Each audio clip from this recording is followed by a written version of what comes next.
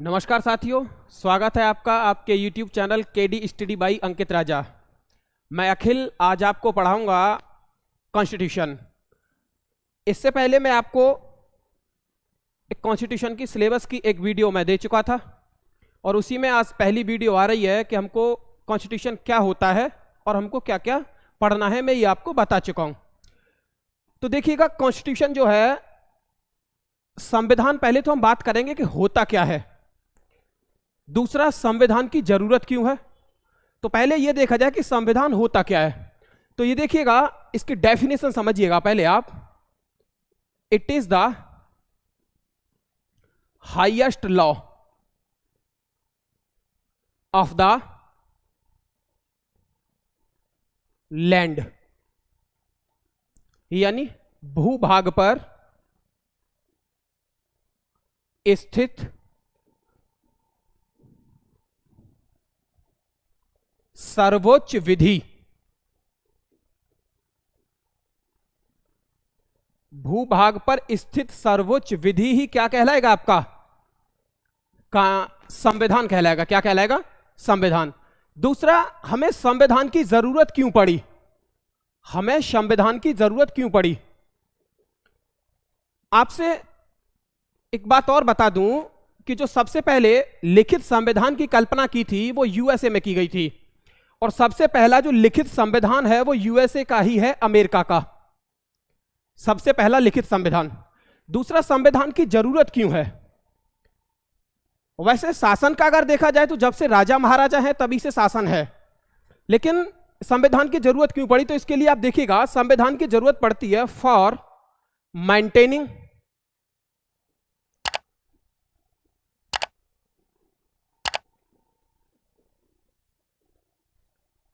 Maintaining the rule of law,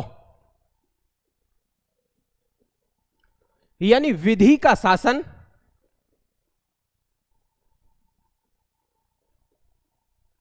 स्थापित करने के लिए। विधि का शासन स्थापित करने के लिए जरूरत पड़ी किसकी? संविधान की। दूसरा, जो जहां पर विधि का शासन होगा वहां पे पहले तो सबसे पहले लॉ सुप्रीम होगा। जहां पे विधि का शासन होगा वहां पे विधि की सर्वोच्चता होगी। विधि की सर्वोच्चता, supremacy of law.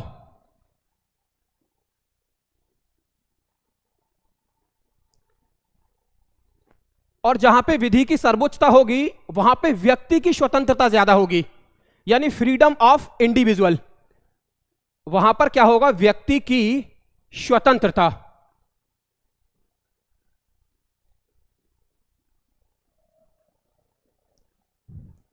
Freedom of individual.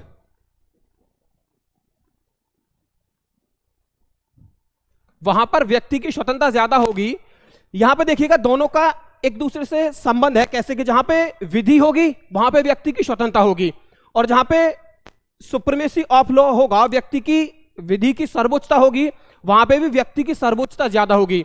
और जहां पे रूल ऑफ लॉ नहीं है वहां पे किसकी सर्वोच्चता होगी? वहां पे अनलिमिटेड रूल होगा, असीमित शासन। वहां पे क्या होगा? असीमित शासन। तो विधि की सर्वोच्चता होने के साथ साथ एक और यहां पे क्या होता है? Limited rule.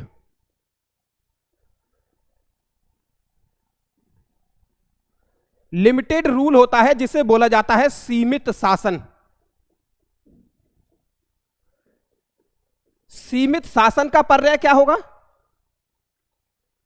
कि जहां पे जो पावर होंगी, जो शक्तियां होंगी, उनका सेपरेशन किया जाएगा, बंटवारा किया जाएगा। लिमिटेड रूल की ये सबसे खास बात यह है कि लिमिटेड रूल में शक्तियों का पृथक्करण होता है। लिमिटेड रूल में शक्तियों का पृथक्करण, यानी सेपरेशन ऑफ पावर्स। यहां पे शक्तियों का पृथक्करण होगा। दूसरा, यहां पे देखिएगा, एक बात करते हैं हम लिमिटेड रूल।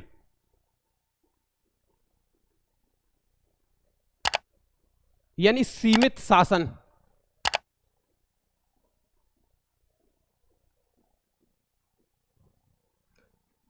दूसरा एक होगा व्यक्तिगत शासन या व्यक्ति का शासन,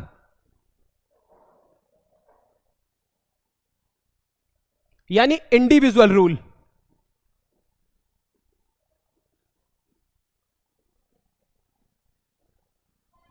जहां पे रूल ऑफ लॉ होगा वहां पे क्या होगा, लिमिटेड रूल होगा, सीमित शासन, यानी वहां पे शक्तियों का क्या होगा, बंटवारा होगा, सेपरेशन ऑफ पावर्स।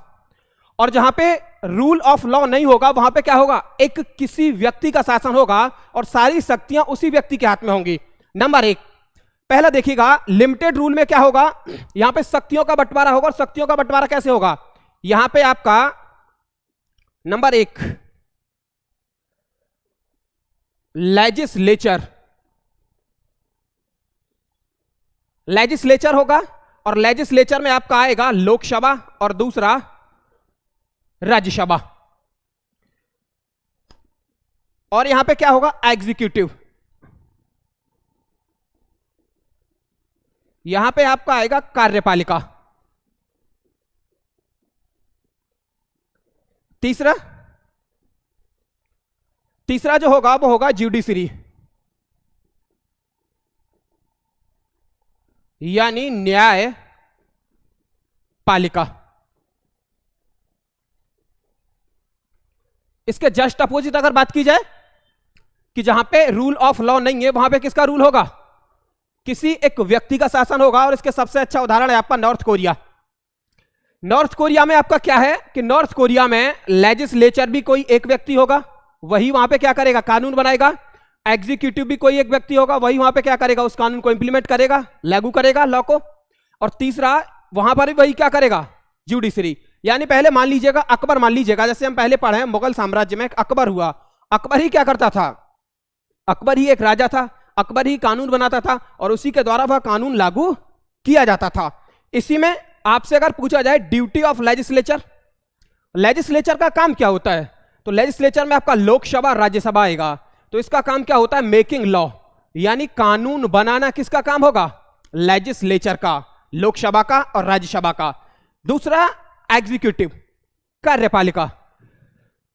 कार्यपालिका की ड्यूटी क्या होगी, कार्यपालिका की ड्यूटी एक तो होगी इंप्लीमेंट द लॉ, कि जो कानून यहां पे लोकसभा राज्यसभा के द्वारा बनाया गया है उस कानून को लागू कौन करेगा, एग्जीक्यूटिव करेगी, कार्यपालिका उस कानून को लागू करेगी। दूसरा काम कार्यपालिका का क्या होगा, दूसरा काम कार्यपालिका का होगा पॉलिसी मेकिंग, यानी नीतियों का निर्माण।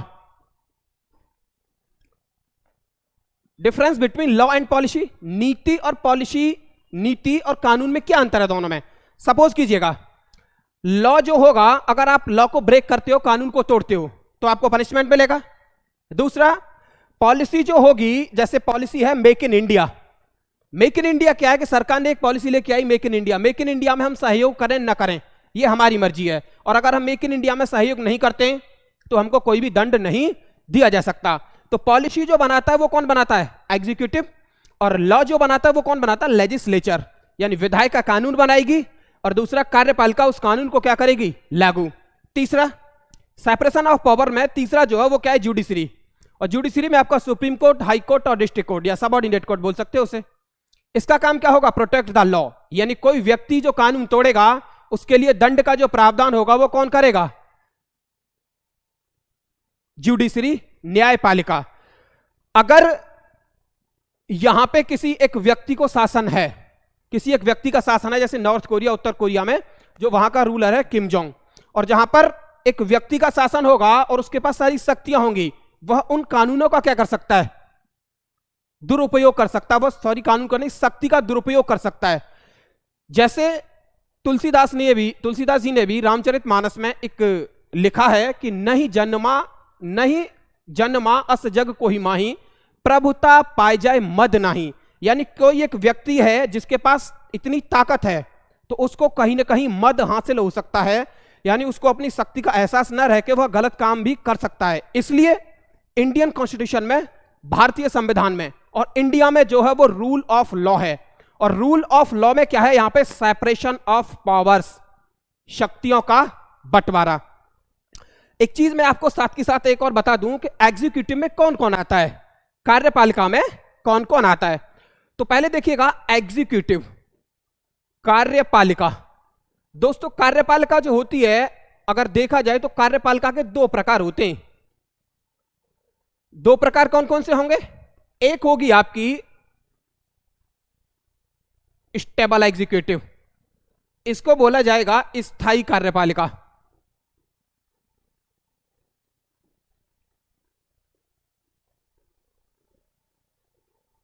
दूसरी अनस्टेबल एग्जीक्यूटिव, इसको बोला जाएगा अस्थायी कार्यपालिका।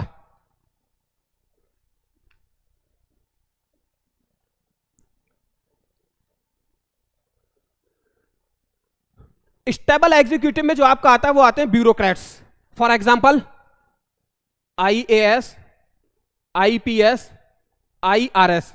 यह एक बार सेलेक्ट होने के बाद इनकी एक पर्टिकुलर एज होती है रिटायर होने की, और यह तभी सेवानिवृत्त होते हैं, इसलिए इनको जो रखा जाता है वो स्टेबल एग्जीक्यूटिव में रखा जाता है। दूसरा भाई अनस्टेबल एग्जीक्यूटिव में कौन कौन आएगा, इसका आप देखिएगा एक बार। इसमें आएगा आपका प्रेसिडेंट, राष्ट्रपति, सेकंड वाइस प्रेसिडेंट, उपराष्ट्रपति, थर्ड काउंसिल ऑफ मिनिस्टर्स,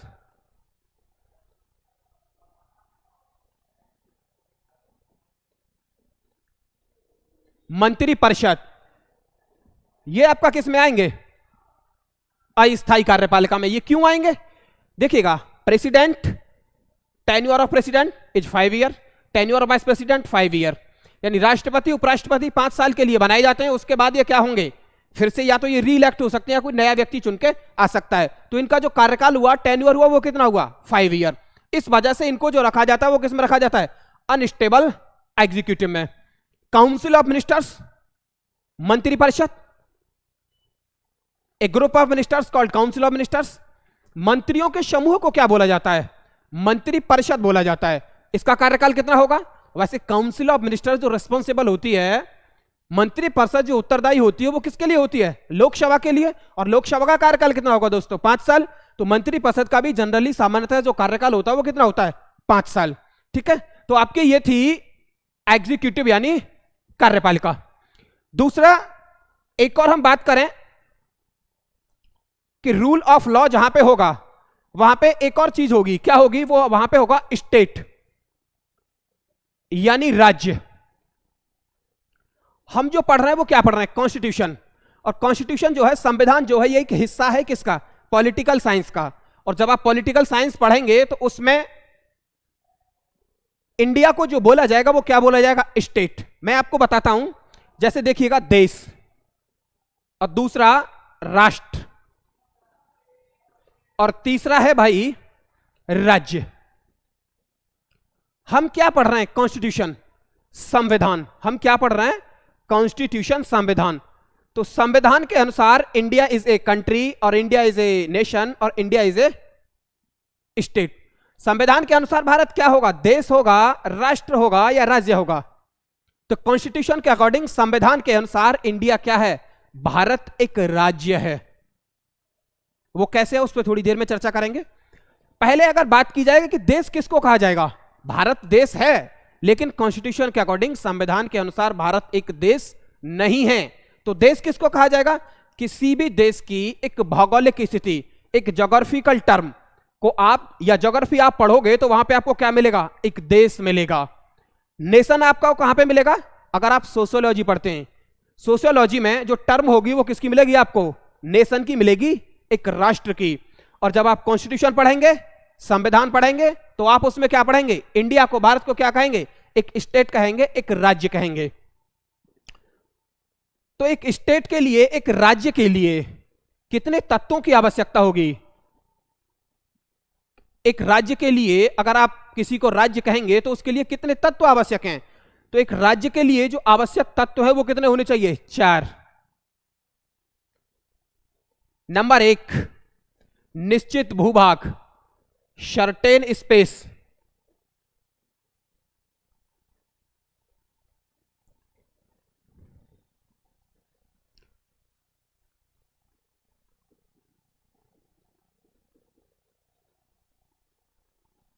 दूसरा पॉपुलेशन, जनसंख्या, क्या होनी चाहिए? जनसंख्या। तीसरा गवर्नमेंट, सरकार। और चौथा दोस्तों क्या होना चाहिए? चौथा होना चाहिए सॉवरेनिटी।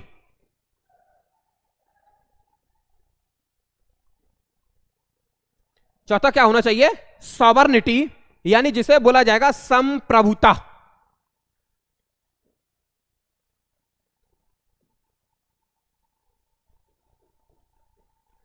अगर ये चारों तत्व हैं, ये 4 एलिमेंट्स अगर हैं, तो आप उसको क्या कहोगे? एक स्टेट कहोगे। जैसे फॉर एग्जांपल देखिएगा, आपके पास सर्टेन स्पेस है, निश्चित भूभाग है, लेकिन उसमें रहने वाले लोग नहीं है, तो उस भूभाग का कोई भी मतलब नहीं रहेगा। दूसरा, आपके पास निश्चित भूभाग हो गया, जनसंख्या हो गई, लेकिन वहां पे कोई सरकार नहीं है, तो जो जनसंख्या होगी वो क्या करेगी? उसको कंट्रोल करने वाला कौन होगा? तो वहां पे एक सरकार का होना जरूरी है।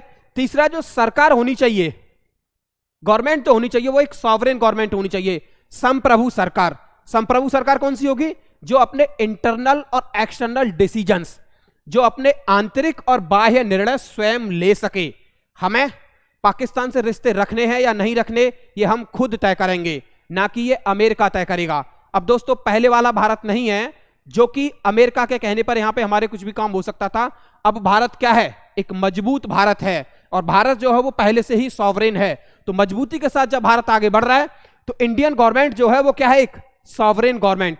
और कॉन्स्टिट्यूशन जब से लागू हुआ है हमारे यहाँ पे, संविधान जब से लागू हुआ है, तब से हमारे यहाँ पे संप्रभु सरकार एक है। तो संप्रभुता कैसी होगी? एक तो आंतरिक होगी, दूसरी कौन सी होगी? बाह्य संप्रभुता, कि हमारे देश के अंदर क्या होगा ये हमारी सरकार तय करेगी, और हम देश से बाहर किसी देश से हमें रिश्ते रखने हैं, हमारी जो फॉरेन पॉलिसी होगी, विदेश नीति होगी, वो क्या होगी? इसको कौन तय करेगा? हमारी गवर्नमेंट तय करेगी, सरकार तय करेगी। ठीक है, तो आपका जो कॉन्सेप्ट था आज वाला, वो किसका था? रूल ऑफ लॉ और स्टेट। दूसरा, डेफिनेशन ऑफ कॉन्स्टिट्यूशन, संविधान की परिभाषा और संविधान की जरूरत क्यों पड़ी। मैं समझता हूं कि आपको ये जो टॉपिक है वो क्लियर हो चुका होगा। कमेंट में बताइएगा, कोई भी प्रश्न आपका आता है तो आप कमेंट कीजिएगा, मैं उसका जवाब देने की अगली वीडियो में कोशिश करूंगा। और हमारे चैनल को सब्सक्राइब कीजिएगा, लाइक कीजिएगा, शेयर कीजिएगा। थैंक यू, धन्यवाद।